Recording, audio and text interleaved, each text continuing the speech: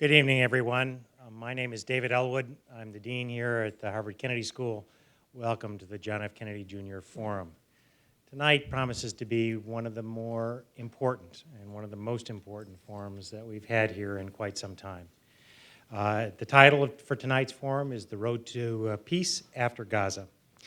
And the timeliness and its significance was illustrated by the fact that we had 850 requests for tickets tonight. And so those of you that are here are among the fortunates, but others will be watching on television and other forums. This is obviously an extremely difficult and troubling time in the Middle East, and nowhere more so than in Gaza. The loss of life, the debilitation of an economy, and really the loss of hope in peace and a future that we've seen throughout the Middle East in recent months and years is really quite distressing. It's also a time of change, obviously. The elections that were just held in Israel, obviously a change in administrations in Washington. And so the really profound question that faces us all at this very hard and difficult time is there a road to peace?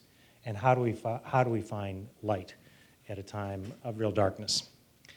Now, I don't need to tell anyone in this audience that feelings run very, very deep on the issues that we're about to discuss tonight.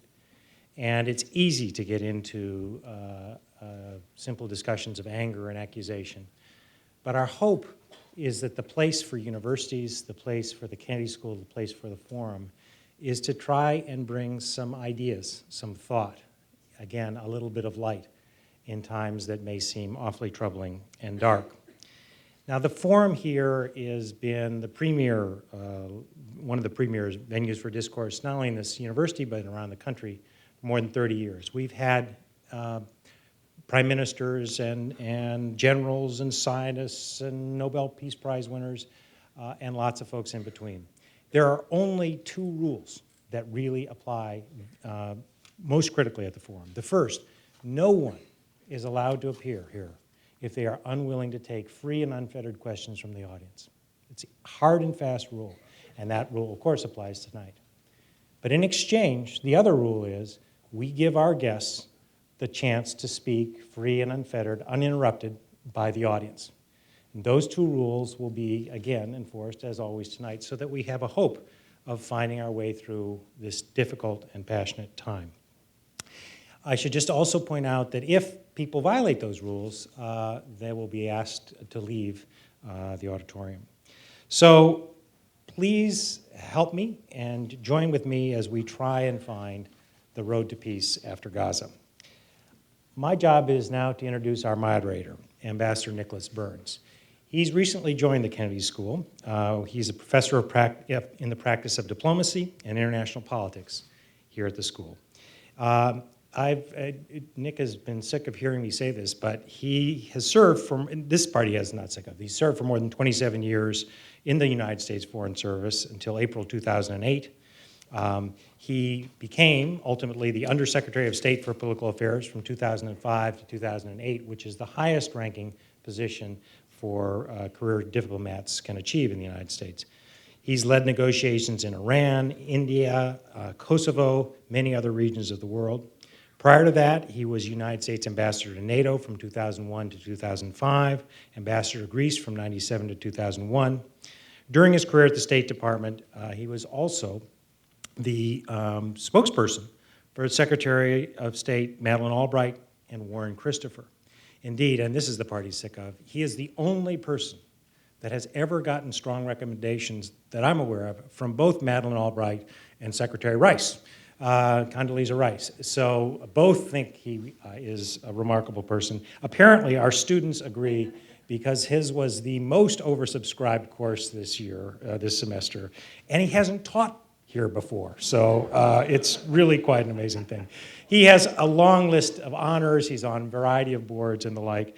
But I want to turn it over to him, and he will then introduce Professors Feldman and Khalidi. But again, my thanks for your joining us. I do want to say thank you to a number of other groups that have played important roles in tonight's event. The Belfer Center for Science and International Affairs, the Middle East Initiative, the Harvard Kennedy School Arab Caucus, the Harvard Kennedy School Israel Caucus, the Harvard Kennedy School Jewish Caucus, and the Harvard Kennedy School Palestine Awareness Committee. So without further ado, Ambassador and now Professor Nicholas Burns.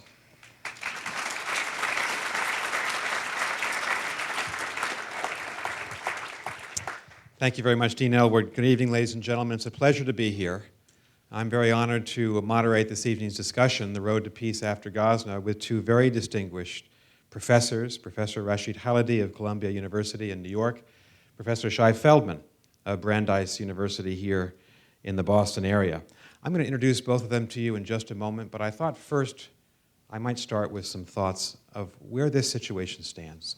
Where do the Israelis and Palestinians find themselves after the events in Gaza and after this recent Israeli election? It is now nearly 61 years since the State of Israel was created, and of course 61 years since the Palestinian people were dispersed throughout the Middle East and throughout the world, including to our own country. And during those 6 decades, the Palestinians and Israelis have fought major wars. They have fought minor skirmishes. They both have suffered countless loss of precious human life. They have been angry with each other. They've showed bitterness towards each other. They've showed envy towards each other. And in that 61-year period, the Israeli people have not known a single day of peace. And the Palestinian people have not known a single day of justice. Both claim the land of Palestine. Both surely deserve it. And that single fact joins the tragedy that is the subject of this evening's conversation, of what has unfolded between them. The continued threat of war and destruction, on the one hand, with the promise, and it's a shimmering promise, far on the horizon, of an eventual peace on the other hand. And that will be the subject of what these two professors debate this evening. The landscape during those 6 decades is littered with failed peace attempts, failed peace initiatives by many of the world's great powers, including, most notably, the United States of America. The Israeli people, as a consequence, have been forced to live abnormal lives because they live in a fear of constant threat to their individual security and their country's security. And that's an ultimate existential question for the Israelis. And they're forced to wonder, as Iran now strengthens, whether that threat might somehow become even more severe than they had anticipated years ago. The Palestinians have their own existential concerns about their security. They have no state, and they have no homeland. And the conditions in which they live in the West Bank and the Gaza Strip are among the most severe conditions that any people live anywhere in the world. The presence of hundreds of thousands of Israeli settlers on the West Bank, on Palestinian land, is a stark reminder, as is the wall that separates the Palestinians from the Israelis, of this state of siege in which the Palestinians now find themselves. And Gaza was a particularly tragic and brutal beginning to this year. As our new president said last summer when he visited Israeli towns near the border with Gaza, one can understand that a people that find themselves under rocket attack want to protect their homes and protect their towns. And it's certainly the right of every country to defend itself, and it's the obligation of every government to provide for the security of their own people. But on the other side of the divide, one can also understand that the casualties of war, of airstrikes, in the modern era, particularly in urban settings, almost inevitably affect not just fighters, but civilians, and especially women and children. It's already one of the most desperate places on earth, Gaza, and it's now in ruins. And the ability of the people who live there just to get along with their daily life, just to find the essential supplies of a daily life, is very much in question. And so this unfortunate situation poses a number of questions, both for the Palestinians as well as for the Israelis. And the questions for the Palestinians are whether or not they can listen to the words of King Abdullah of Saudi Arabia, who warned a couple of weeks ago that the disunity in the Palestinian side might even be more dangerous for the long-term welfare of the Palestinian people than Israeli actions themselves. Will Fatah and Hamas agree to bury old wounds and unite together to face at least the prospect of peace negotiations in 2009. Shouldn't Hamas bend to the ultimate reality that it must recognize Israel's right to exist? It must renounce terrorism as a political tactic before it can be a true partner for peace and find itself at that peace negotiating table. Should not the Palestinians finally bow to the truth that they will never earn their statehood unless they can prove demonstrably and irrefutably that they are willing to live in peace with the Israeli people? Those are some questions for the Palestinians. There are questions for the Israelis as well, and they're equally tough. Will yesterday's hung election produce a stalemate among the major parties that will make a peace negotiation impossible in 2009? Are the Israelis now willing to admit that unless they agree to a two-state solution, they may be forced to live with a one-state solution that could ultimately, possibly, unravel either the Jewish or the democratic nature of the Israeli state itself? And can the next Israeli coalition government make the extraordinarily torturous decision to begin to dismantle the network of settlements and illegal outposts and roadblocks that define the life for average Palestinians these days on the West Bank? Was the Gaza operation a success when Hamas has survived and when rocket attacks continue into Israeli towns today? And should Israel eventually agree to talk to Hamas, and under what conditions? It's not just Israelis and Palestinians who face questions, it's those who would pretend or plan to be mediators, like the United States of America. So what should we Americans think about as we look at this conflict and as we listen to these two scholars tonight?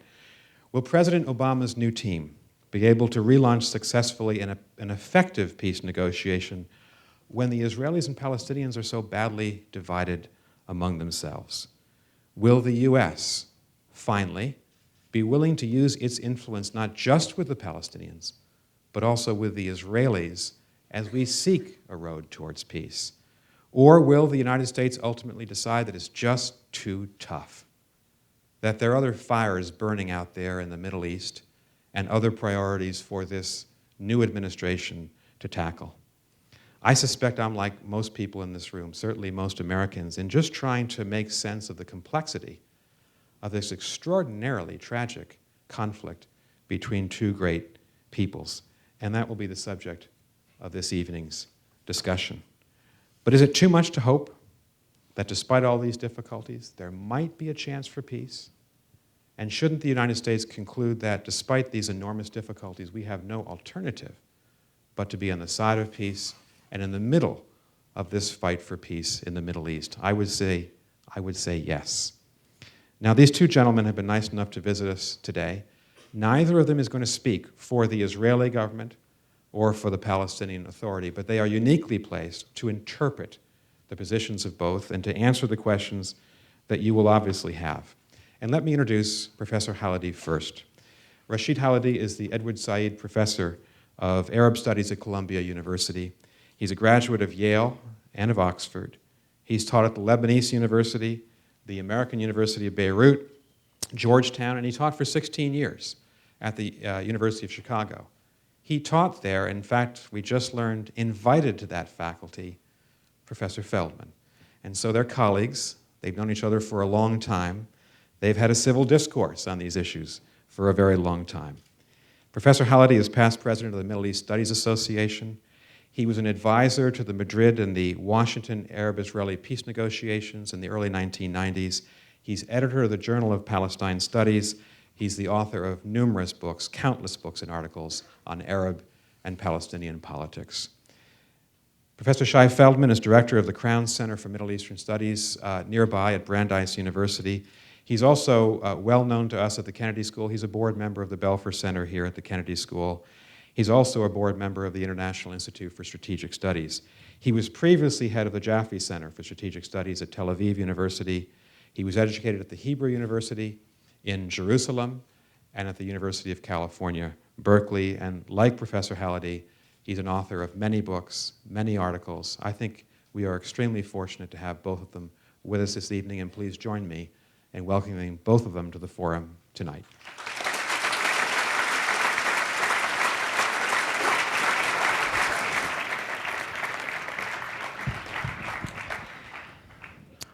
I think we'll start with Professor Halaby. And the question I wanted to pose to you, Rashid, is this. In the wake of Gaza, in the wake of this seemingly hung jury of the Israeli election, and we'll hear from Shai about that in a moment, is there even the glimmer of possibility that we could see progress between Israel and the Palestinians in the peace negotiations in 2009? I'm a historian. I don't usually try and predict the future. But I was brought here to talk about the future, so I will do my best. I actually think there is a glimmer of a possibility for breaking this deadlock. But maybe it's my training as a historian that makes me say, I think everybody's going to have to examine very carefully why many, many, many efforts by many people have failed so miserably. I think that the Palestinians, I'll start with the Palestinians. I think that the Palestinian national movement suffers from a terrible lack of focus. And I'm not just talking about this disastrous split that you referred to in your introductory remarks, which is catastrophic. It puts it in a worse situation than I think the Palestinian national movement has been almost since 1948. But I'm talking about a lack of focus on what its objective should be. What do the Palestinians want? What do they need to achieve as a people, and how do they get there? And I think that in order to actually have progress towards any Palestinian goals, obviously you have to resolve this terrible split in Palestinian politics. And I'll say one more thing about that before I move on to the other factors, which is that our country has played, I think, a very negative role in accentuating that split.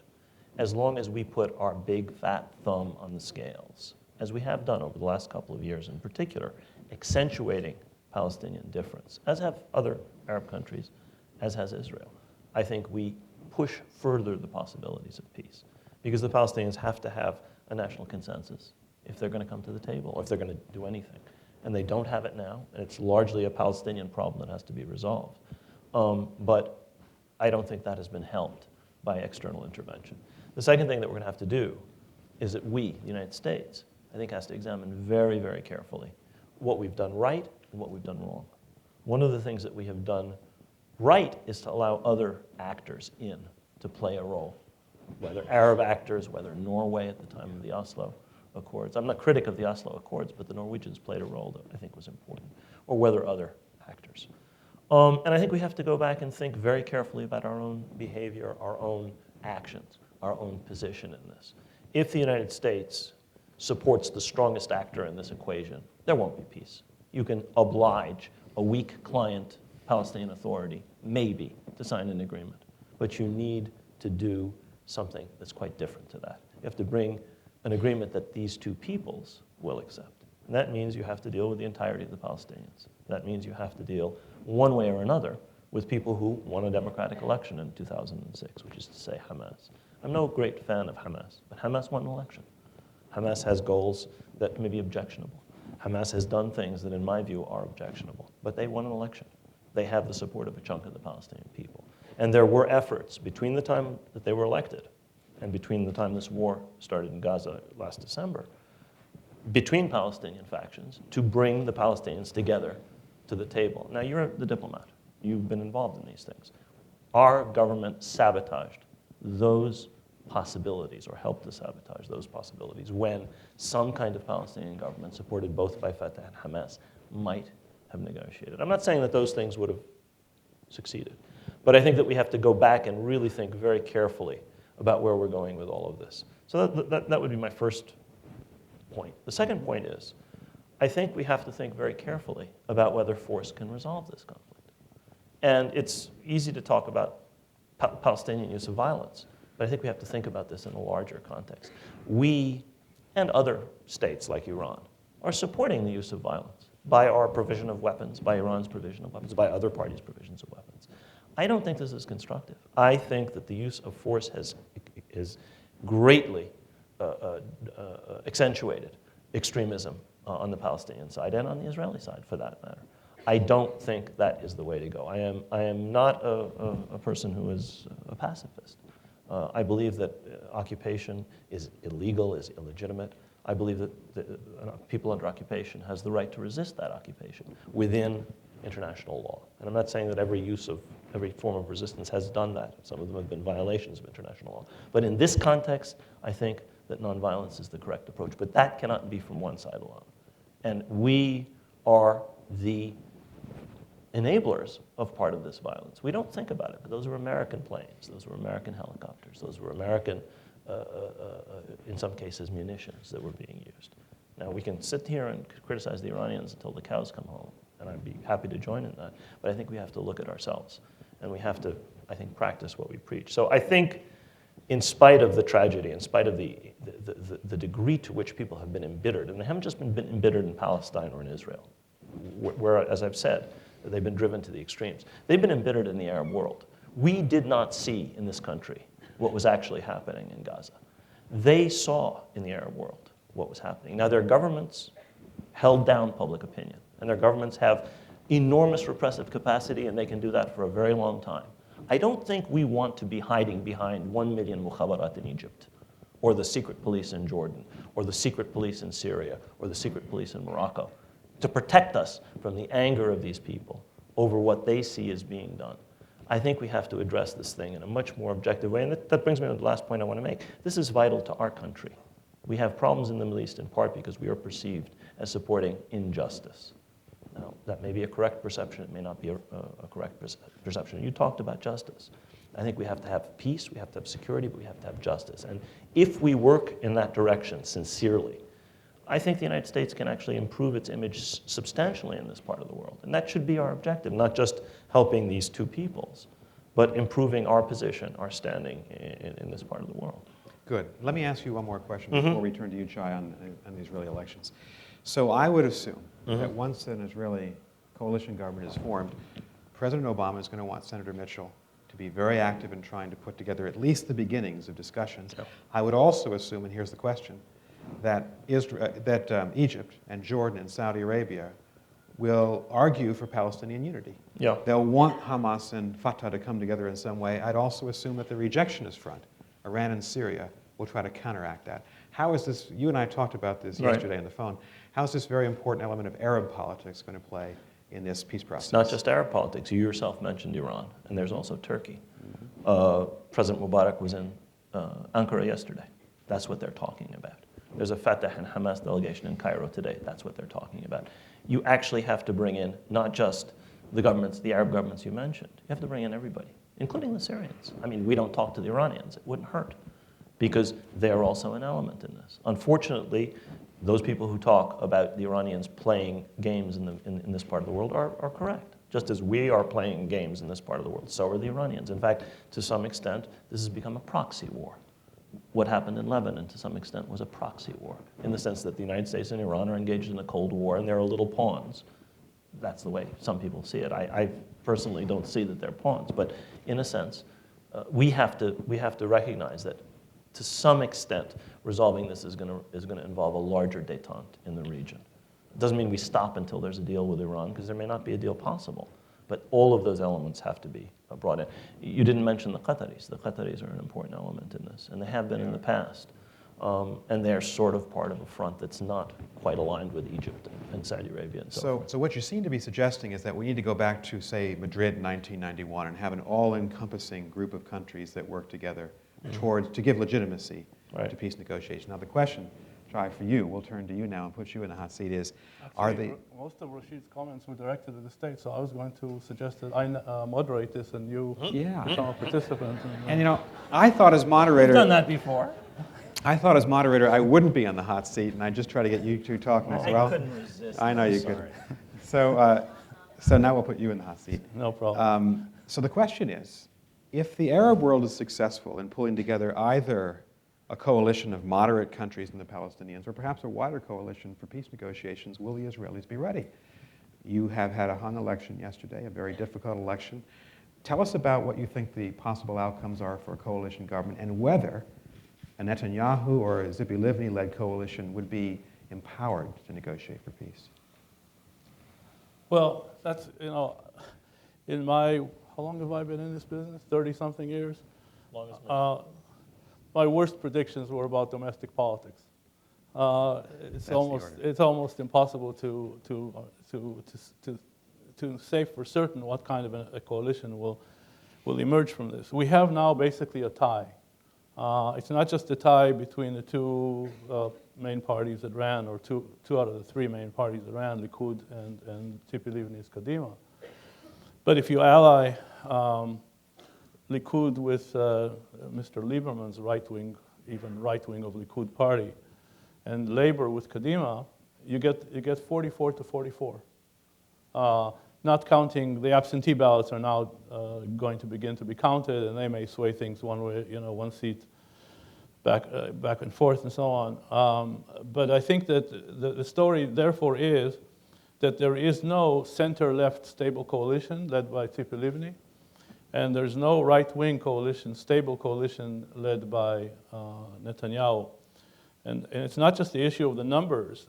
It also is the issue of, since we all recognize the centrality of the US here, I also would argue that a right-wing coalition is going to place Israel in a collision course with the Obama administration. I think, first of all, that Israelis take very seriously Obama's commitment to try to do something significant to resolve this conflict.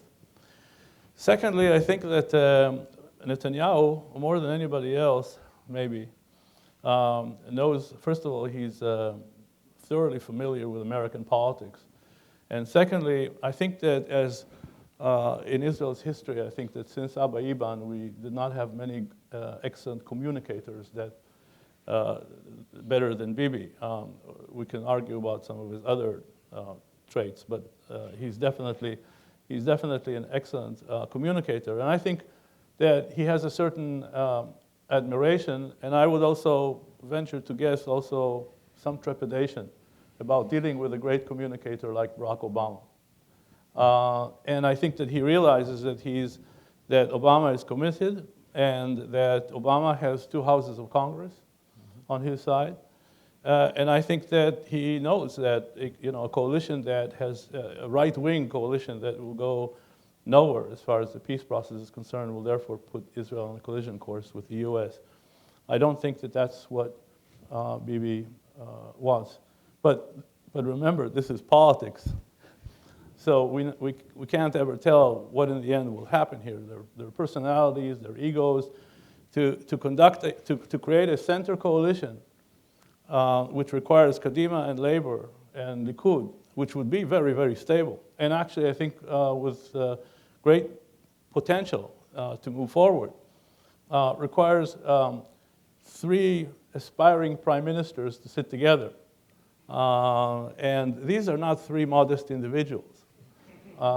So you can see that there's some real problems here in the translation between what strategically may be logical and what may actually happen. So that's as far as the coalition is concerned. So you're predicting then that President Peres is more likely to turn to Netanyahu to try to form a government than Tzipi Livni? No, I'm not saying that, because I think that he is going to, he's going to have a really tough job, because the constitutional the system in Israel is that the president, once the official count, once the results of the elections are officially authorized, which will be in the beginning, I think, of next week, he has to call in for consultation the representatives of all the parties and see where they're leaning, and based on that, determine who among the leaders has the best chance of forming the next government. By the way, in Israel's history, it wasn't always the case that the person who formed the government was also the prime minister. There were governments in the 50s that placed Ben-Gurion as prime minister, but the kingmaker was not him. The president actually authorized one member of his party to form the government, and he formed the government, and Ben-Gurion was the prime minister.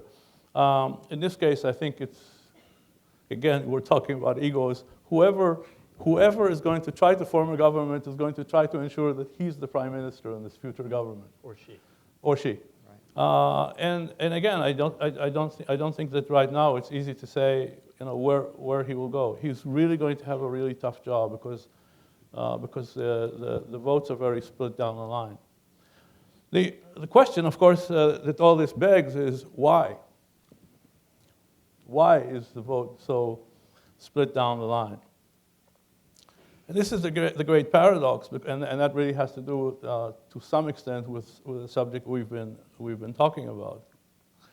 My own hunch is that the Israeli electorate is sort of schizophrenic in the sense that on one level, and this, by the way, is there's lots of similarities between the Israeli electorate and the Palestinian electorate, or at least the public, in the sense. And there's a great project that is led by my colleague Khalil Shikaki, director of the Palestinian Center for Political and Civil Research in Ramallah, and he cooperates with a group of similar analysts of public opinion in the Hebrew University in Jerusalem. And they actually came together and administered, and they, over time, administered the same public opinion poll to the Israeli public and to the Palestinian public. And the most astonishing part of that is that the two publics have three characteristics in common. In both publics, there is a vast majority for resolving the conflict based on a two-state solution. That's number one. Number two, both publics believe that there is no majority for a two-state solution among the other public. Number three, both publics are not aware of the fact that there is a vast majority for a two-state solution among their own public. Okay? So on the one hand, the most significant, and this I think tells you a number of things. Number one is both publics want peace based on a two-state solution. Both publics are, beyond the issue of right and left, both publics are pessimistic. Okay? Pessimistic about their assessments about their own, the other public, and about their own public. Okay? And I think the third thing, and that's driving very much everything that we see, and that came out very clearly in Ambassador Burns' opening remarks, which is what the difficulty that both publics have is to figure out how they will be able to live with this preferred solution. Okay? This is one of the most, I would say that that if one looks for reasons to be pessimistic, and as you know, in our region, that's not too difficult. One of the most complicating factors that revolve around this last conflict over Gaza is that one of the things that has happened over this period of Gaza is that, number one, the Israelis saw how easy it is for a neighbor to acquire under the nose of the Israeli, what Rashid referred to as the Israeli military might, under the nose of the Egyptian mukhabarat that he mentioned. Under the nose of all these factors, Hamas has acquired an unbelievable number of rockets. And now, not only that, but once the conflict began, Israelis experienced that these rockets have been acquired longer and longer ranges, and therefore reaches deeper and deeper inside Israel. So, and now, if you think about the way that Israelis think about this, and they say to themselves, well, now we saw that large urban areas like Ashkelon and Beersheba that were never in any kind of violence since the 1948 war, now for the first time found themselves under rocket fire. Now imagine, that's what the Israeli psychic now, imagine if these weapons were stockpiled by an entity which was in the West Bank. Given these same rockets and the same ranges, it's Israel's large metropolitan areas, and even the American mediators that my colleague Rashid wants them to behave differently, unfortunately they wouldn't even be able to land in Ben Gurion International Airport because all the airstrips would be under the range of these rockets.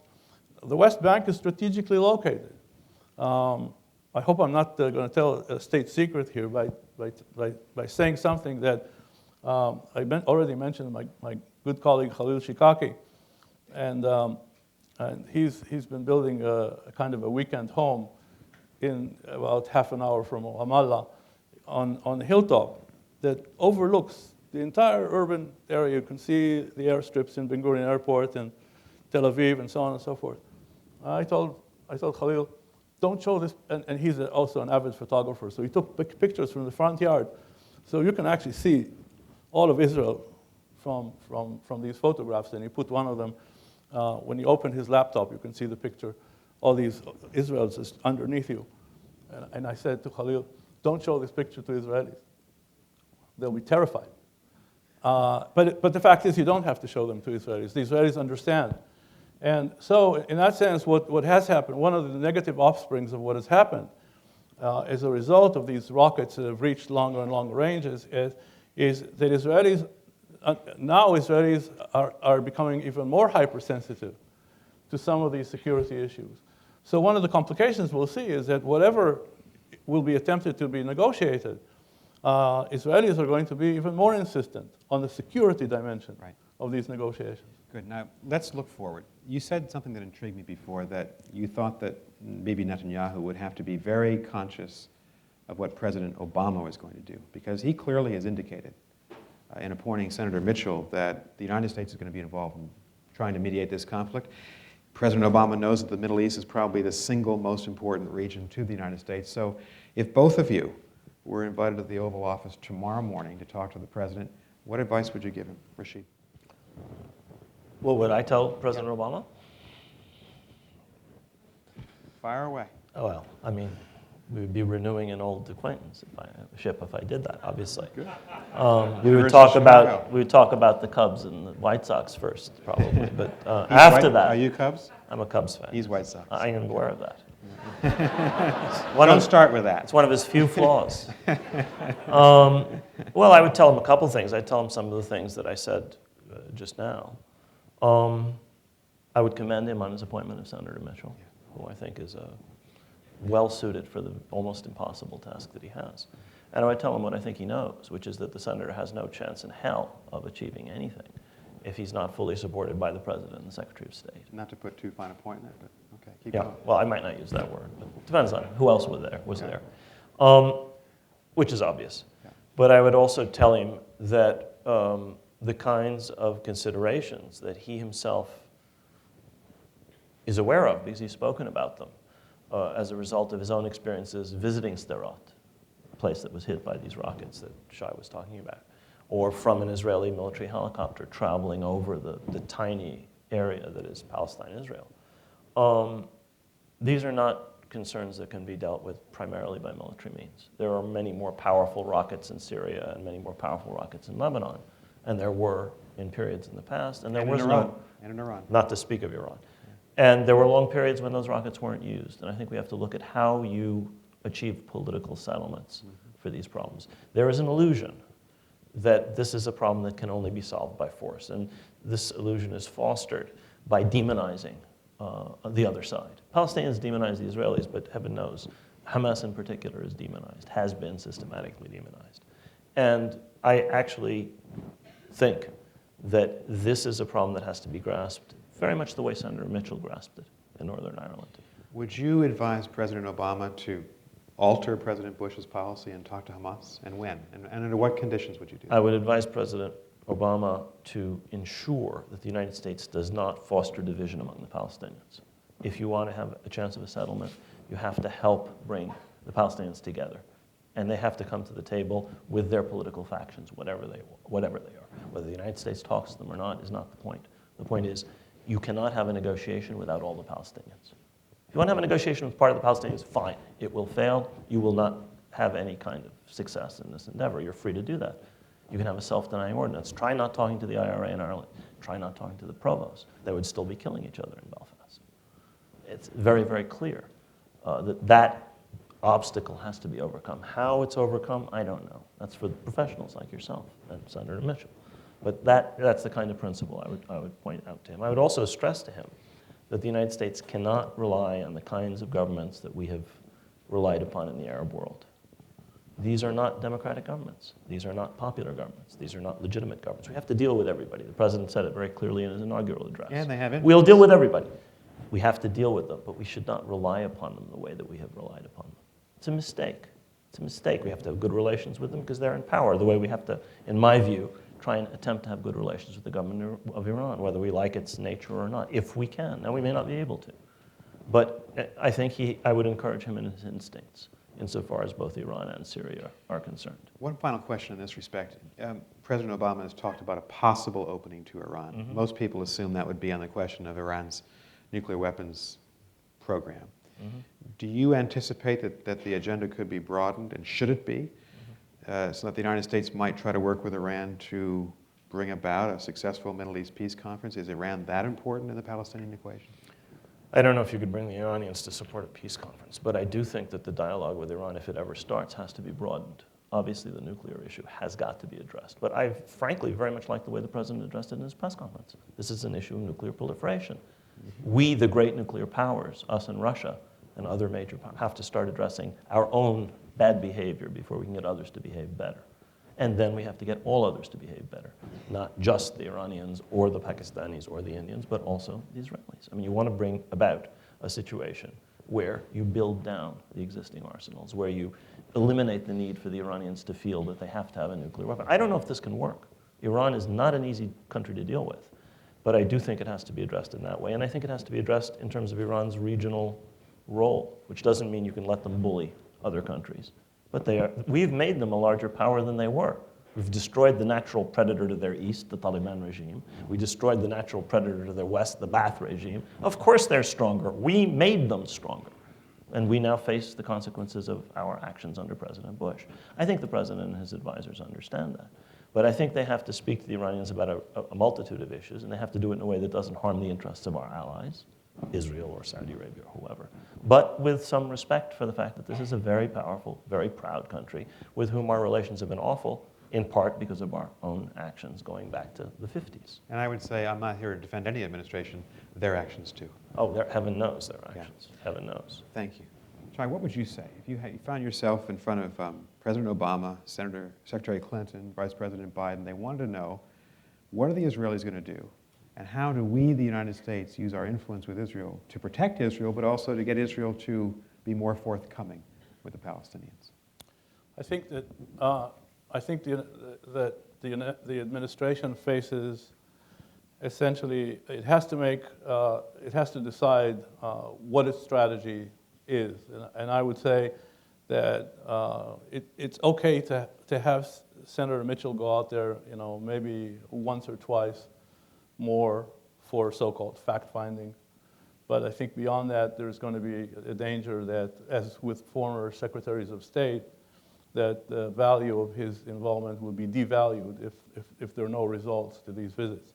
And therefore, I think that it's crucial for the U.S. to first decide what its strategy is. And I would say that to do that, the administration has to answer for itself essentially three questions.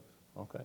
The first one, does it want to essentially continue with variations of what we've seen not only over the last 8 years, but basically over the last 16 years, with the exception of Camp David, an effort to sort of essentially negotiate endlessly with the two sides in an effort to try to find some kind of a compromise between their positions.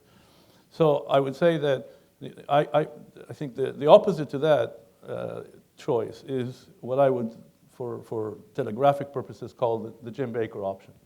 Okay, and I think the Jim Baker option differs from what we've seen in the last few years in two respects. Number one is the United States can put very early on bridging proposals. It doesn't need to wait for the last year. As Baker did. As Baker did. 1991. And also, and I don't mind using this word, the second part of the Baker option is using leverage. Jim Baker used leverage. Without leverage, there would not have been a Madrid conference. Why did he? So now, of course, it's clear that there is more leverage on Israel because Israel has a closer relations with the U.S., but there are other ways to also have leverage on the Palestinians, especially given the role that America's allies have with the Palestinians, especially its European allies. So that's the first choice they have to make. The second choice they have to make is, are we dealing with the Israeli-Palestinian issue in separation of the regional issues, or are we dealing with the Israeli-Palestinian issue as a derivative of America's overall strategy in the region? That was Rashid's point. Yes, except that the content of my comment would be slightly different from Rashid's, as you can imagine. The first, and I think that here again, there are also two variations to this. One, which I'm not sure that Rashid will disagree with, is the issue of the so-called Arab Initiative. The Arab Initiative is an offer that is still on the table. The Arab states, members of the Arab League, have made a proposition. They basically said, if Israel withdraws to the 1967 lines, and of course there are all sorts of other conditions there, some of which are quite complicated for Israel, but they're there, we will integrate, we will essentially make Israel part of the region. Now, I'm not accept it, recognize it diplomatically. Exactly. And I think that they come as close as possible to the Israeli definition of quote-unquote real peace, meaning normalization and so on and so forth. There is, of course, as you know, there is a big debate in this region in the Middle East about what is the meaning of normalization. Because when Israelis think about normalization, they think about the relations between Germany and France and Belgium and France and so on and so forth. And when you talk to a Syrian about normalization, he says, excuse me, with which country in the region do we have such relations? So what's normal in Europe is not exactly normal in the Middle East. But I would say that even on that count, I would introduce a variation to the Arab Initiative, because the problem with the Arab Initiative is it did not really provide serious incentive structures to the two peoples. Israelis want to see peace, and they want to see some measures of peace almost immediately. Palestinians want to see measures of ending occupation immediately, and not to wait until the final deal is done and implemented. So what the variation that I would introduce is to take this concept of ending occupation, take the concept of peace, parcel them out to 4 or 5 phases, so that for each phase of Israeli measures of ending occupation, there will be a reward in terms of the region states making peace with Israel. This is the first version of the regional approach.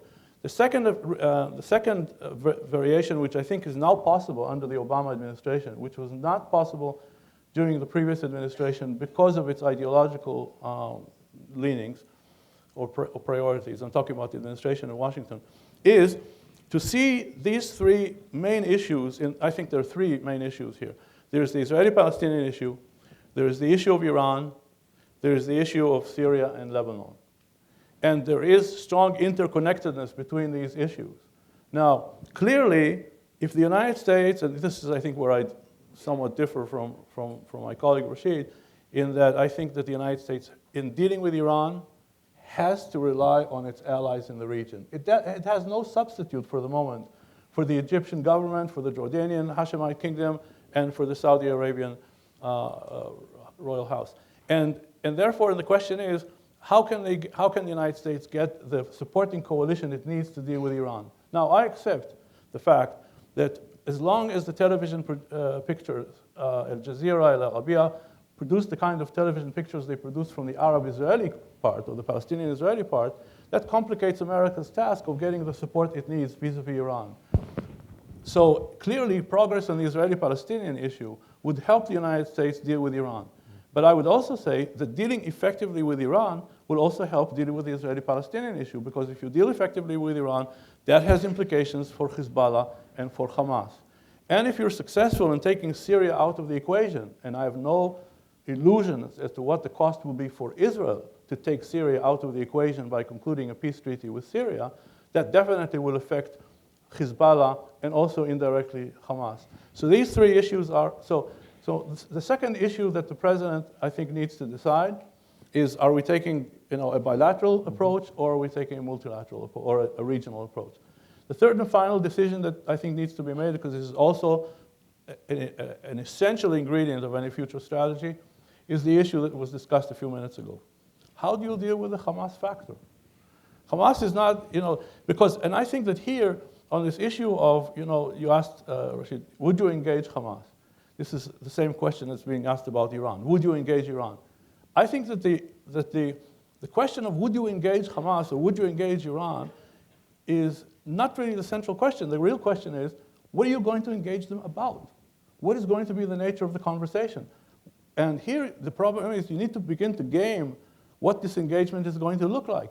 This is not, you don't just have the problem that there are some aspects of what Hamas wants that we don't like. If we're going to engage Hamas about peace, what is it about Hamas that we don't like? The fact that they're opposed to peace. So this is not a trivial, this is not a matter of, these are really, they're not really pleasant guys, but we'll deal with them anyway because we need them. But we got a problem with what their position is. So my point about this is that what I think the administration has to decide is, number one, what kind of a deal is it that, first of all, that Hamas will somehow be able to tolerate. I think that today, to ignore Hamas is to bury your head in the sand. Hamas has 44% of the popular vote in the last Palestinian elections. Right. You cannot ignore Hamas. The question is, how do you deal with them? Let me just be fair here to the Palestinian side for a moment. I think it was Yitzhak Rabin who said, you don't negotiate with your best friends. You negotiate with your enemies. He said that. Yes, he negotiated with Arafat. So isn't this question about Hamas pertinent to you and to Israelis, Yes. not just to Yes, the but U.S. or anyone else? I'm glad you raised this analogy because it's extremely, extremely relevant. Rabin could not have negotiated with the PLO and with Arafat the Oslo Accords in 1993 had the PLO not accepted the two-state solution in 1988. Okay? That was the critical factor. Without Arafat moving Fatah and moving the PLO to essentially accept something that has then became the agenda for an Israeli-Palestinian negotiations, you couldn't have Oslo. And the problem with Hamas is it is in a stage in its development which is prior to 1988, if you do the analogy to the PLO. And now, I'm not saying that that means there is nothing to deal with Hamas, but I'm just saying it's a big problem. Right. Thank you. We're going to go to questions from the audience, but before we do, I think there's one more question that, Rashid, if you would entertain this for the audience. It's the question of a one-state solution versus a two-state solution. Mm-hmm. A lot of people are worried, I certainly am from my recent visits to the West Bank, that the population there has the potential to be radicalized because there's no hope right now for peace. There are 550 roadblocks. The Israeli military makes life difficult for people. Do you fear that in the absence of real movement in 2009, there could be a degree of radicalization that would take us off the two-state solution towards a one-state solution, which is difficult for the Palestinians, but extraordinarily difficult, I would say, for the Israelis? If Secretary Baker had used his leverage and had been much more energetic in 1991, 92, 93, cutting the Gordian knot that has created the resistance that has brought us to the point that we're at would have been much easier. You had a couple 100,000 settlers in the occupied territories. You had freedom of movement between Israel, the West Bank, and Gaza. I drove in a West Bank car to the Golan Heights, to Eilat, into Gaza in 91, 92, 93. I would drive down to Tel Aviv in a car with West Bank planes. Palestinians, tens of thousands of them worked inside Israel. Palestinians moved freely, not just around the West Bank, between the West Bank and Gaza, into Israel. There was this category of Palestinians who couldn't, security, whatever, overwhelming majority. We are in a different world today. And we're in a world where Palestinians see Israel in a much harsher light, much different light, as a result of what they've gone through over the past couple decades. I have grave doubts whether it is possible to reverse the inexorable processes that I think could have been stopped in the early 90s and that are still ongoing. And I don't just mean the building of settlements. And I don't just mean the bypass roads and the 600-odd checkpoints and roadblocks, and I don't just mean the wall. I mean the occupation settlement complex, the material interests of the tens and hundreds of companies, of the thousands of bureaucrats who administer 4 million Palestinians, who profit. They may not even be ideologically supportive of it. As Shai says, and I agree, I think the polling is right. Most Israelis don't support the occupation or settlement and want a two-state solution. But there are inexorable processes ongoing of both ideological conviction. The only way to deal with this is by controlling them, of the expansion of the settlement enterprise, such that 1 of 11 Israeli Jews now lives on territory occupied in 1967, and of bureaucratic material incorporation of this thing into Israeli society. How do you reverse that and get a two-state solution? Now, I'm very impatient with advocates of a one-state and a two-state solution. I feel that the Palestinians desperately have to get out of the state that they're in, and that a two-state solution has problems, and a one-state solution has problems. A two-state solution has the advantage that I think most Palestinians still want it. It's clear most Israelis, I think, still want it. But how do you get from where we are to there? That's what I've just talked about.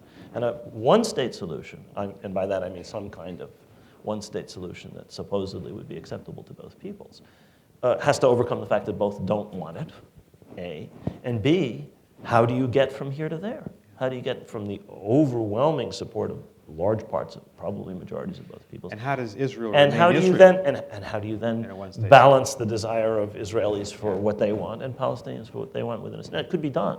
I actually think either is conceivable, but I honestly do not see, unless inexorable processes are reversed very quickly, how we get away from the current one-state outcome, which is the foreseeable future. One Israeli state ruling over 5.5 million Jews, 1 million Palestinian, 1 million and a bit Palestinian citizens of Israel who have second-class citizenship but are citizens and have rights, and then the rest are helots, no rights, living under occupation, and who will inevitably and necessarily rebel again and again and again because their conditions are intolerable. I mean, Gaza is the worst example of it, but you've seen the West Bank. Just go around the wall. The wall separates Palestinians from Palestinians in most places.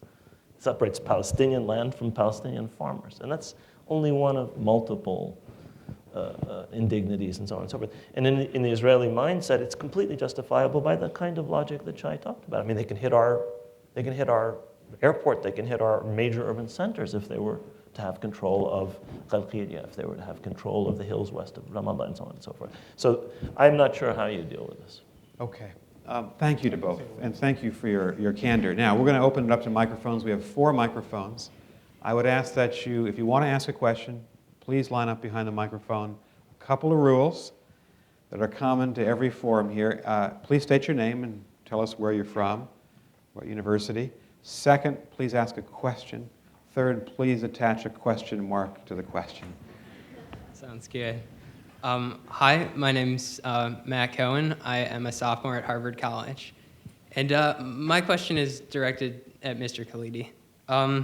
Just now you had mentioned that there's an occupation settlement complex.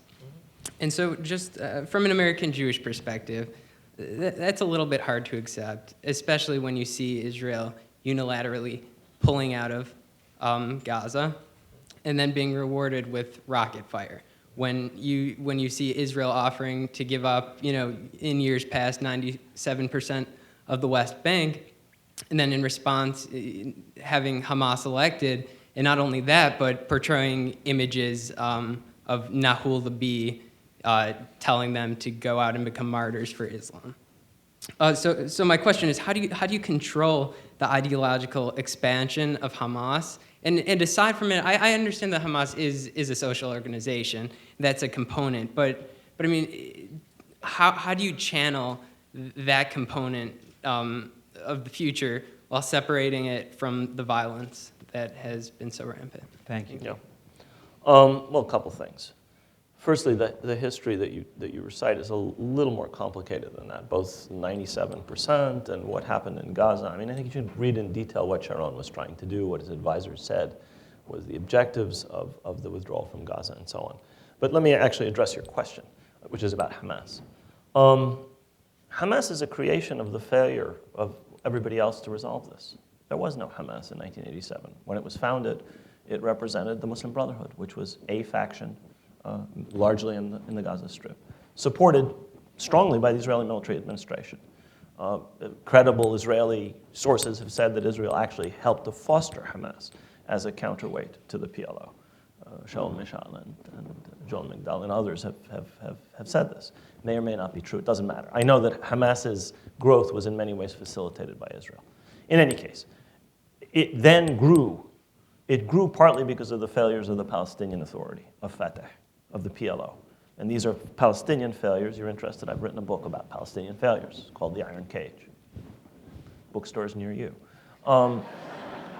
And I detail where and how the Palestinian leadership failed in things, in some cases I was myself a part of, and in other negotiations and in other efforts, not just at state building, but at resolving this conflict. They failed. We failed. and that's a Palestinian failure. And that helped the growth of Hamas. But I think you also have to look at how both our country, the United States, and Israel contributed to this by frustrating a process. This negotiation should have been completed, according to the Madrid ground rules, by 1997. President Clinton took the parties to Camp David in 2000. The process should have been completed. Final status should have been completed. A Palestinian state should have been established 12 years ago by the ground rules that we imposed on the Palestinians. The United States would not let the Palestinians even talk about final status in 1991 or 92 or 93. Final status means everything important, i.e. water, settlements, occupation, sovereignty, borders, Jerusalem, refugees. Can't talk about that. You can talk about interim self-government arrangements. You're free to discuss how you organize yourselves under a continuing occupation that in fact expanded during the period of Oslo. These are failures that helped to create suicide bombing and Hamas. Now, that doesn't excuse Hamas for things that it's done that I think could be considered war crimes. It doesn't justify a violation of the laws of war. It also doesn't justify Israel's provocations of the Palestinians at these various times when you might have been able to bring Hamas into this process, including after the elections of 2006.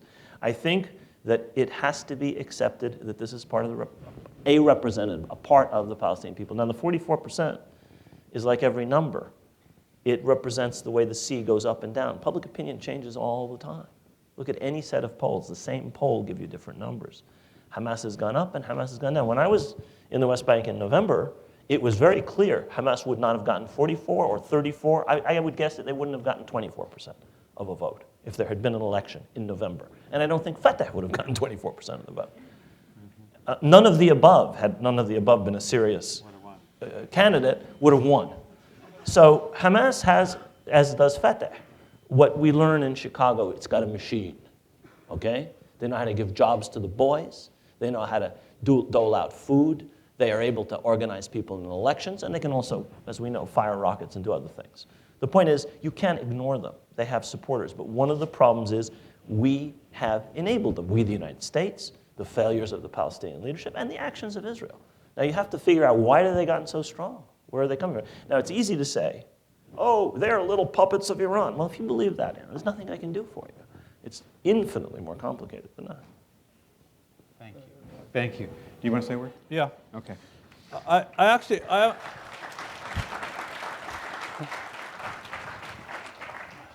I'm going to be less popular. I wouldn't be so sure. I'm actually going to say something about the future because it's easy to kind of throw darts at the past. I actually think there is a way to, and I'm a little more optimistic maybe than what sort of emerged in the last few months about the particular question of how to deal, of whether it's possible to deal, or will it be possible to deal with Hamas. And the reason is that Hamas, with its ideology, is, as we said, is also a social movement and a political movement. And there is actually no way, there is no way that Hamas can meet the expectations of their constituency in a state of a continuation of the conflict. First of all, as long as the conflict continues, as long as Hamas adheres to its positions right now, the closure will continue. And Gaza will remain isolated. And I accept the characterization that the present state is intolerable for the Palestinians who reside in Gaza. It is, in fact, a large prison. The question is, how do you get out of the situation? How do you change it? Okay? And my point about this is that Hamas has to realize, just as the PLO realized in 1988, that yes, we can blame the Israelis and blame the Americans and blame everybody else and so on and so forth. But in the end, Hamas will only be able to change its ability or improve its ability to meet the expectations of its constituency if it changes its policy.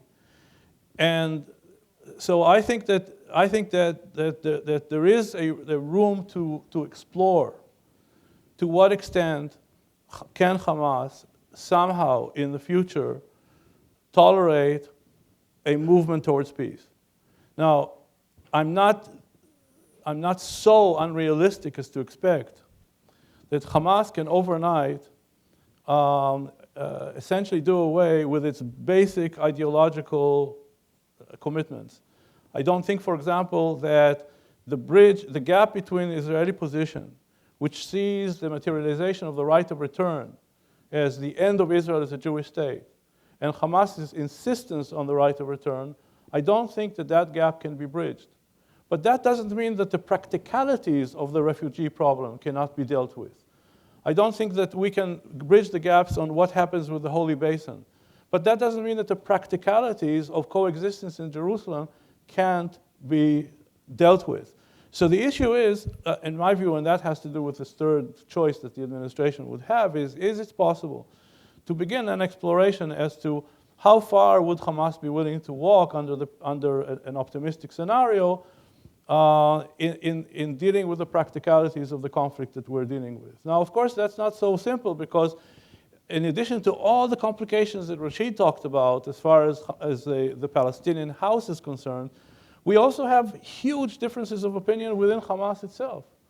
And I actually think that, that there are some people, including, let's call it the political leadership in Gaza, that might be willing to explore the possibility of marching down the road of some kind of coexistence with Israel, because as I said, they understand that otherwise they cannot meet the basic demands of their constituents.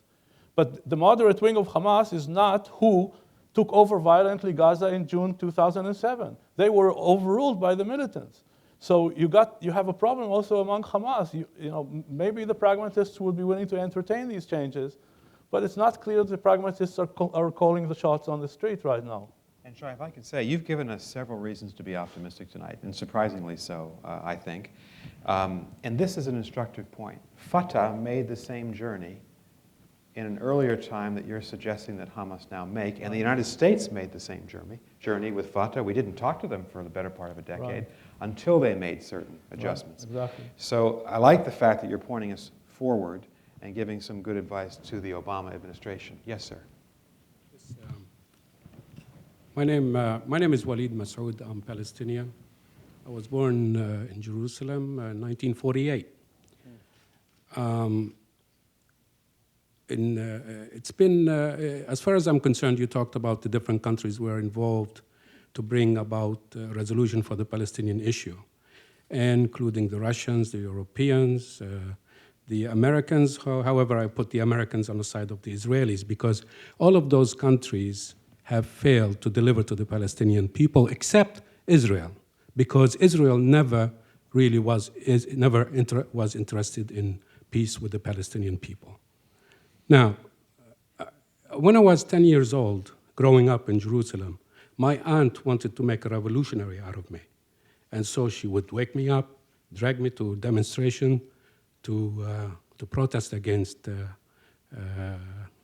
apartheid government in South Africa, right in the heart of Jerusalem. Used to get beat up by the Jordanian army. And I go home and say, why do I have to do that? What I'm getting to is Israel is an apartheid entity. It's a colonial entity. It's occupying a people, sieging them by air, by land, by sea, by everything that you can think of. Control us politically, socially, economically. If that's not apartheid, I don't know what the definition of apartheid is. Do you want to ask a question for Professor Feldman? Or My question is this. When what we need, none of those governments are going to deliver as far as I'm concerned. My aunts live in the West Bank. When I talk to them, they say, you are closer to us than we are to each other, okay? Now, how do we, when Israel is going to wake up and realize what injustice has done to the Palestinian people, and it's time that you open the books and give us some justice, for God's sake. Thank you. Thank you. You want to take that on? Sure, that's an easy question. Okay. Please. Look, I think that frankly, I think the issue is not when will Israelis wake up and realize that an injustice to the Palestinians has taken place. I think Israelis are aware of the fact that an injustice to the Palestinians has taken place. The question is, why? Now, of course, there are two aspects to this. Why are we at the point that we are now? And Rashid made some comments about that. I actually prefer not to engage in a historical discourse because I think we can be here for the next 2 weeks. The problem is that what we need to focus on, in my view, is why are we in a situation that we are in now, and where can we go forward from here? Okay. My point about this is, and again, I don't want to get into this characterization, but let me just say one word about this because it is important to understanding where we are now. Because I realize that this analogy to the apartheid regime has sort of become popular. And this is the crux of the matter.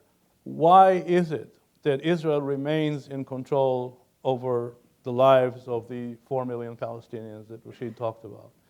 Now, that's not to deny that there are some Israelis that think along the lines that were portrayed here a few minutes ago. But I would say that if I had to explain or to understand for myself what the real story is, he mentioned, or Rashid mentioned, 1 out of 11 Israelis are in the territories. But what about the 10 that aren't? What about the 10 that aren't? They're the ones who went to the polls, and they're the ones who determine electoral outcomes. Why are they in the position that they are? And my view about this, and that's very, very different from either an apartheid regime that has an apartheid ideology, or a regime that behaves aggressively because it's aggressive and it's got aggressive instincts, or a government and a people that are taking the same measures not out of aggression, but out of fear, out of extreme fear. And again, that's not to get into this whole issue of the Holocaust syndrome and what conditions Israeli thinking and so on and so forth.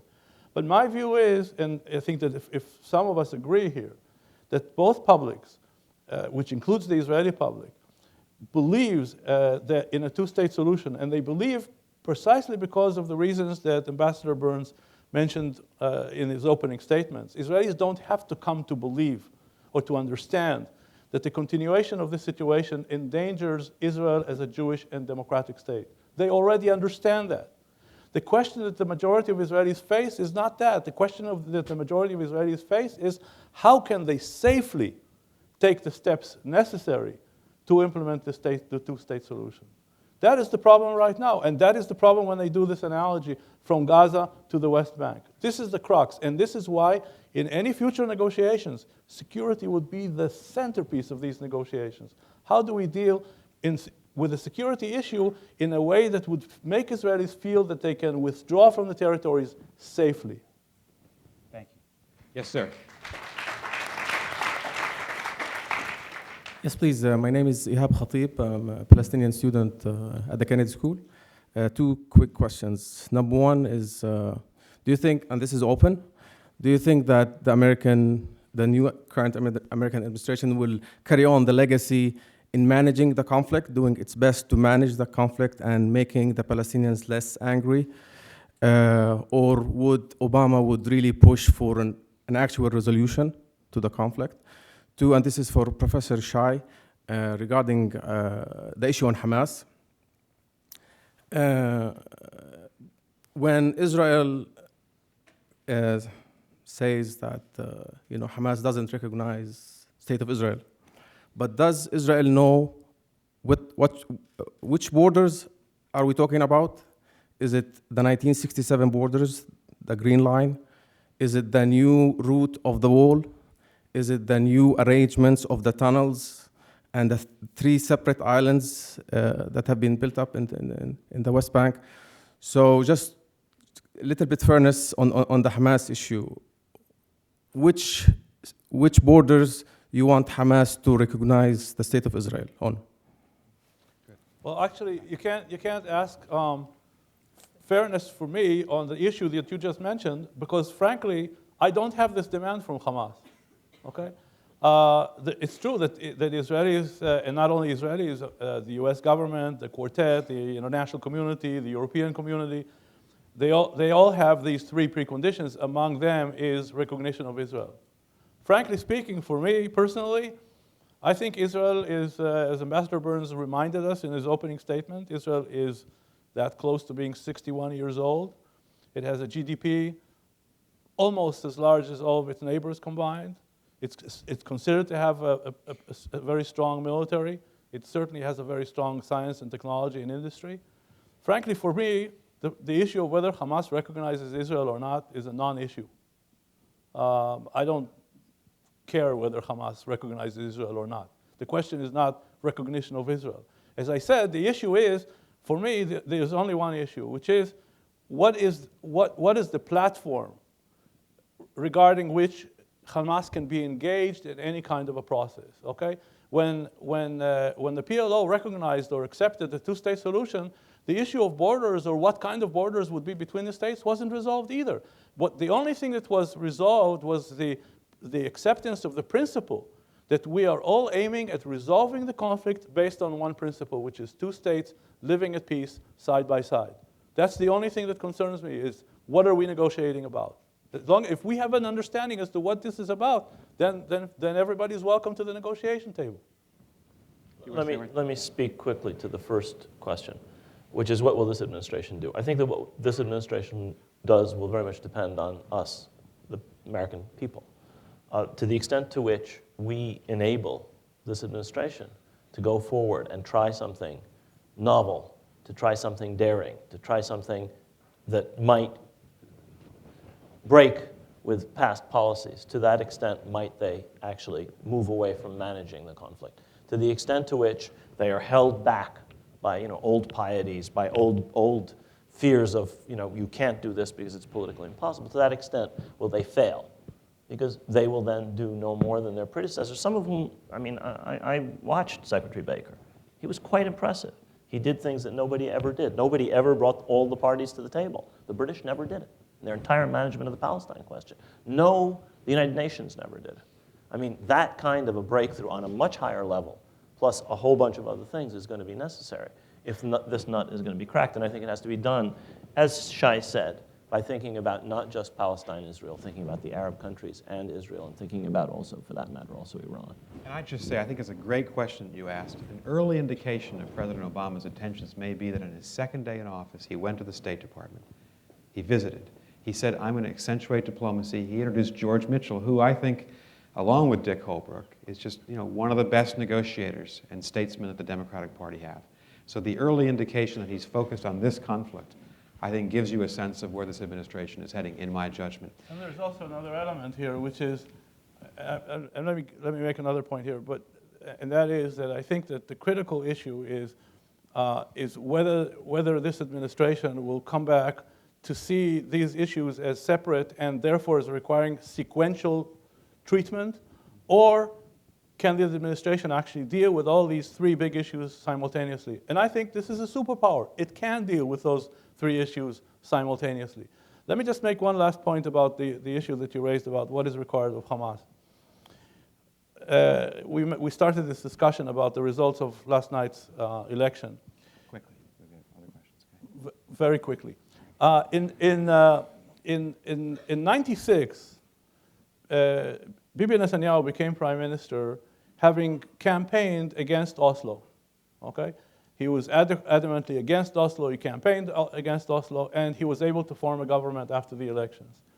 The first thing he did and I'm not here running a campaign for Netanyahu, okay, but let me just make one comment about this. The first thing that Netanyahu did was to essentially say, no, I've campaigned against Oslo, I was against Oslo, I didn't like Oslo, but now I am the prime minister of the state of Israel. And as such, I have to accept the obligations undertaken by the previous Israeli governments. And he negotiated two important agreements, the Hebron Agreement and the Wye River Accords, which were part of the Oslo process.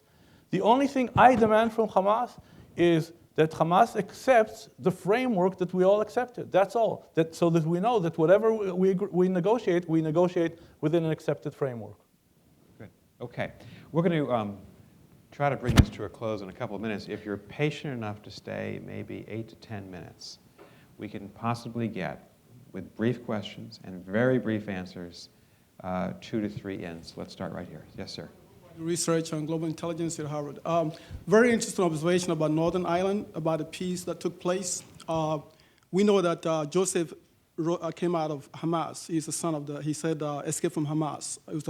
He actually escaped from Hamas, Joseph, who was recently in the US now. The big equation for the peace that really took place in Northern Ireland is that the IRA agreed to lay down their arms, at least, to be part of the negotiation process. So this question, Professor Khalidi, is this. Now that you know, as you said yourself, you disagree with that violence, what advice would you give? I mean, this is just for this question. What advice would you give to Hamas right now, the central hardcore Hamas, if they were to enter this process? What would you tell Hamas today? Mm-hmm. And remember who was the author of the Good Friday Agreement, Senator George Mitchell. Right. Should we take all these questions? No, why don't you just go? Okay. Well, I didn't understand what you said about Joseph, but let's leave that aside. Okay, Let me just answer your question. I would give Hamas advice on a number of things. I would say to them, you were instrumental in signing what was called the Prisoners' Accord in the spring of 2006, after the elections. And the Prisoners' Accord would have allowed for a Palestinian government to go forward and enter negotiations on the basis that you talked about, on the agreed basis, with the support of Hamas. Now, that didn't succeed. I would suggest to them that they think about that. Now, unfortunately, some of the people who led Hamas at that time have since been assassinated, and some of the most forceful advocates of that kind of an approach, people inside the occupied territories who have a more realistic appreciation, I think, of both Israeli power and of Palestinian public sentiment, are not with us any longer. But that's one thing I would tell them. Second thing I would tell them is to look at public opinion. Look at the degree to which public opinion really supports, day in, day out, some of your behaviors. And the third thing I would tell them is, look at international law. You can talk about a right of resistance, but that has to be within the limits of international law. And targeting civilians, unfortunately, or actually fortunately, falls without the scope of what is legitimate in international law. Those are some of the things. I mean, I talk about these things when I'm there in Arabic to public audiences, and I would say that in private as well. Thank you. If we are really quick, we have 3 quick questions, 3 quick answers. You were very good. Please. My name is Nadia Naviwala. I'm an MPP1. I spent January in Beirut working in Palestinian refugee camps during the Gaza crisis. And coming from Washington and Cambridge as a security studies person, this was my first time in the region. And what I saw, at least in the camps, were children who were incredibly traumatized by what they were seeing, the pictures they were drawing. And when they did skits, they reenacted themselves being bombed and shot. The pictures they drew were of helicopters firing on people, houses burning. And just what I saw was this as a very human phenomenon of anger, hopelessness, war, displacement. And it really worries me to this day where these kids are going to be in 10 or 20 years. And it made me realize that it doesn't take Hezbollah and Hamas for violence against Israel, but it's a more basic human psychological phenomenon. And what's it going to take for Israel and the United States to start seeing its engagement in the world, not in terms of security and terrorist groups, but what's actually driving people to violence? And if we're not going to address this question or deal with this issue, how are we going to deal with the children from the conflicts that we have started in the past few years? Thank you.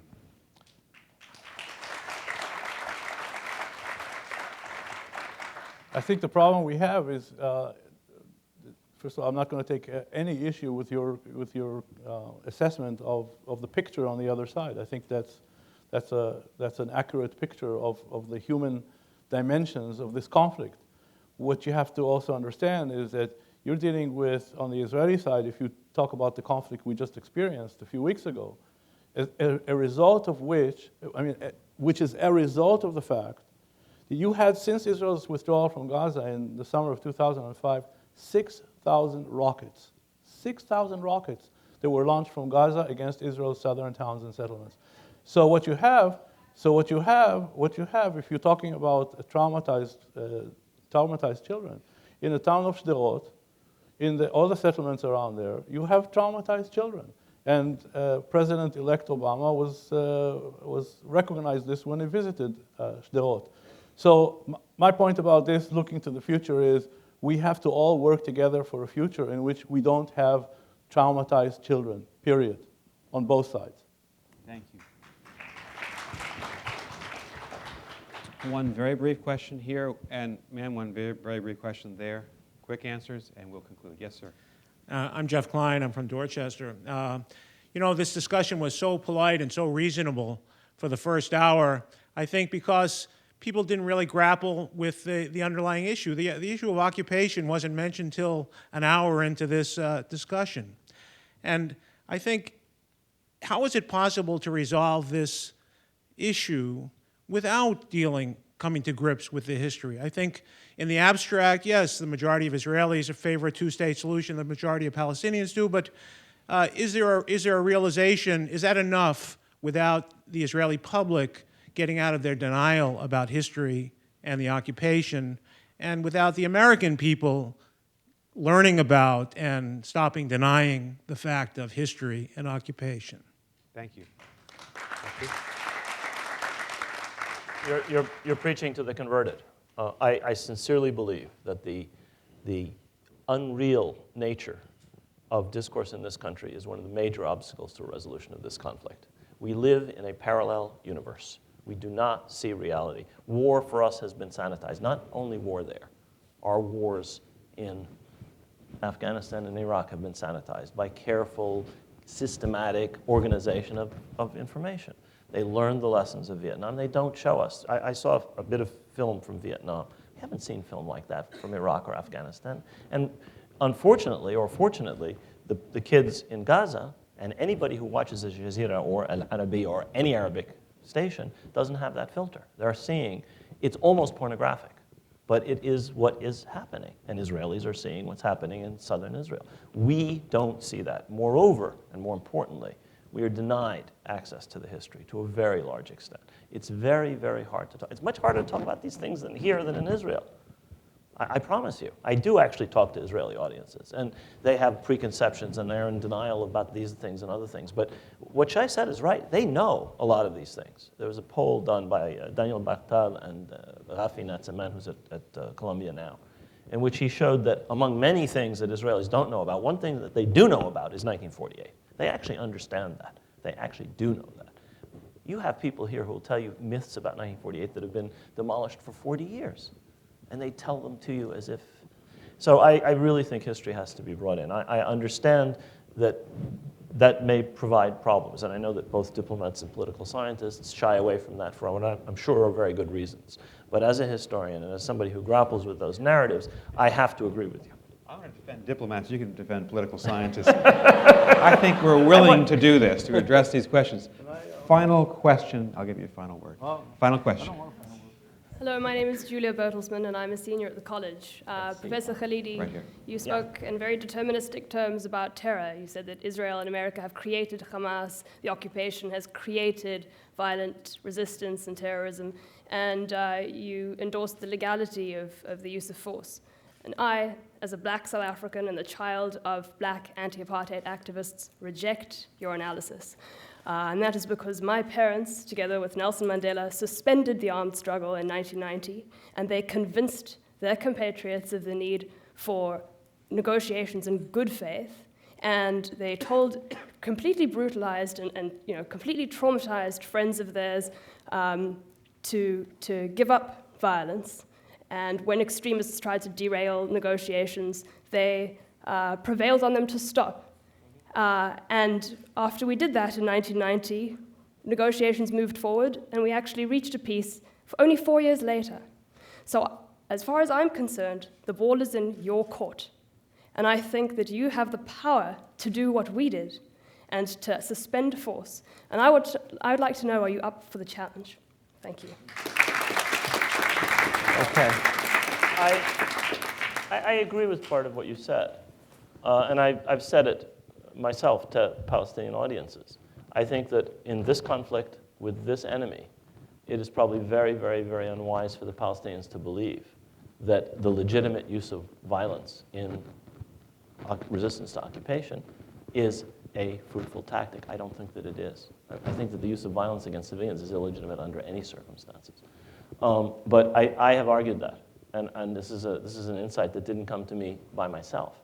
It came to me partly from reading Iqbal Ahmed, who came to that conclusion decades ago in South Lebanon and told that to the PL leadership, which rejected it at the time. But if you go back and look at them, by 1988, had agreed to renounce terrorism. And that is, in fact, what led to the negotiations of 1991.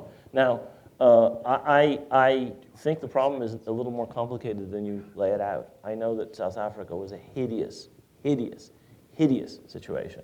And I'm not suggesting that what occurs in Palestine today is worse or better. I'm simply saying that you have a situation where to convince people living under occupation as they are to do what you're saying they should do is not going to be an easy thing. I believe we should try and do it. I think, frankly, that the only kind of resistance that will work is nonviolent resistance to this occupation. And that the only way the Palestinians will liberate themselves, given the specificity of the opponent that we face, a traumatized opponent, which is a victimizer that believes it's a victim, which is a country that has grown out of the Holocaust, which is a country that is, I think, sincerely understands itself to be under constant attack, even though it's a regional superpower. There are Israelis like Shai who understand how powerful their country is. But at the same time, there's a very large number of Israelis who think of the whole course of Jewish history as leading up to the establishment of Israel. And that puts Israelis in the same kind of position of vulnerability that Jews have always been in Western societies and in other societies. And given that situation, I think that is the proper course. So I don't disagree with you in that, but the difficulty of it is enormous. I applaud your parents' generation because they had the correct insight and they were able to do that in a situation where I'm sure the pressures to do the easy thing, which is to continue with a violent resistance that draws on natural feelings of revenge, was present. It's a very difficult thing to do, though, in the Palestinian case, I promise you. Thank you for the question. So Rashid explained very eloquently Israeli fears, and I tried to explain that I think there is at least the room for exploring whether there's some consensus that can be reached with Hamas. There must be something wrong in this room that affects us today. But let me just make one comment because I don't think that I can be as eloquent as the last speaker, and that is on this issue of the state of denial. I think we're long, long past the issue of the state of denial. I think that if you look at Israeli culture, if you look at Israeli films that question the whole issue of Israel's relations with the Palestinians or occupation and so on and so forth, if you go to the Kendall Square Cinema and see dancing waltz with Bashir, and you see, I mean, the remarkable phenomena of a film that is so self-critical, so self-questioning, supported by the Ministry of Science and Culture or whatever. They even got a grant from them to make the film. And I think that really the deciding, the kind of the watershed, and again, I'm not necessarily campaigning for the former Prime Minister Sharon, but when Sharon presented the plan to the nation, the plan of the disengagement from Gaza, he the sort of the arch father of the security hawks, he who was considered to be the father of the Israeli settlements project in the West Bank, he used the word occupation. And he said, we have to realize that occupation as an indefinite proposition is untenable. Untenable. This was the beginning of this major, major shift in the Israeli public. So I think we're way past, there's no denial in Israel. The main problem that we still have is exactly the problem that I discussed and Rashid discussed, which is the fear, the need of Israelis to be assured that they can safely end occupation, that they will not find themselves in dire circumstances if indeed they will do what needs to be done to end occupation. This is the problem we face. Thank you very, very much. Ladies and gentlemen, we're going to have to conclude. Let me just say, it's been an extraordinary discussion between two very candid, honest, and brave scholars. I want to thank them both. And please join me in doing that.